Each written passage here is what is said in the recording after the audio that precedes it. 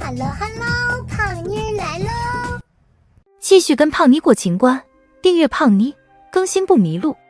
剧中的端妃很喜欢温宜公主，最后在甄嬛的帮助下，她也得偿所愿，拿到了温宜公主的抚养权。然而，在甄嬛和眉庄生育之前，皇帝也不仅有温宜一个孩子。端妃因为不想参与朝堂争斗，没有收养四皇子，这很好理解。但是新常在也有女儿啊，而且因为新常在位分低，他的女儿没放在身边养着。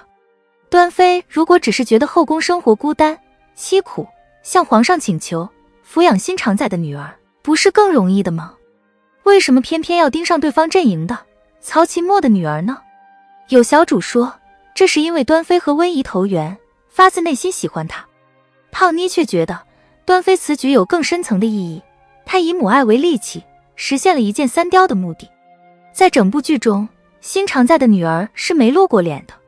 说到新常在的女儿，该有小主疑问了，谁说新常在有女儿？她不是小产了吗？其实在剧情中也提到过几次，新常在和曹贵人都有女儿的。皇上再怎么不待见齐妃，为了三阿哥也得和他过过话。曹贵人和新常在虽说是女儿，可皇上也一样疼爱，只要记挂着孩子，就会顾惜到生母。熟悉历史的小主都应该知道，在皇室，各位妃嫔生下的皇室后裔往往是不能自己亲自抚养的，也只有位分特别高的才有资格。而曹贵人虽然并不得宠，且位分不高，但是华妃曾经为其撑腰，而华妃也是受专宠的人，所以曹贵人才能够亲自抚养温宜公主。只是新常在没有站队，无人庇佑，所以孩子生下来就在阿哥所抚养了。可见新常在的女儿存在感有多低，皇上有多么不重视她。这样的一个公主，端妃抚养了之后，非但不能给自己带来母凭女贵的荣耀，而且因为身边已有养女相伴，皇上对端妃的愧疚心会减轻许多。而年老色衰、体弱多病的端妃，之所以能够长久地得到皇上、太后的照拂，除了自身聪明、端庄之外，还因为她准确地拿捏住了对方的愧疚心。温宜和新常在的女儿不同，她长相可爱，因为经常在华妃面前露脸，很得皇上喜欢。端妃每一次在皇上面前表现出对温宜的爱而不得，都会使皇上想起当年自己和太后是怎样让端妃担了虚名，去毒害华妃，从而导致端妃终身不孕的。尤其是温宜周岁宴上，端妃的一通操作大有深意。她把陪嫁项圈这样贵重的东西送给了刚满周岁的温宜，以此表达对温宜的喜欢。当皇上让乳母把温宜抱给端妃看的时候，端妃说，本宫有心啊，想抱抱她，可是本宫没有力气。相比于华妃只是不能生育却身体康健，自己没有孩子却能时常见到温宜，端妃在当年的那场冲突中，不仅失去了生育能力，且连抱一抱孩子的力气都没有了。明明她那么喜爱温宜，却只能在大型宴会上默默看上一眼。这样想来，端妃是不是要可怜得多？皇上就算不爱她衰老的病容，是不是也应该给她更多的怜惜和敬重？而皇上的怜惜和敬重，正是端妃想要的，也是她在这后宫中唯一能依仗的。甄嬛的团队表面看起来和和气气，团结得如铁板一块，实际上团队成员也分3、6、9等。像后期的静妃、新贵人和浣碧，与甄嬛是下级对上级的关系，甄嬛下达指令，他们尽管去执行。但端妃与叶澜依和甄嬛则是合伙人关系，他们不但和甄嬛有共同的目标，而且合作初期也会摆明自己的优势，同时开出条件，通过交换利益达成共赢。端妃的优势是知性、细心、经验足，拥有皇上的信任。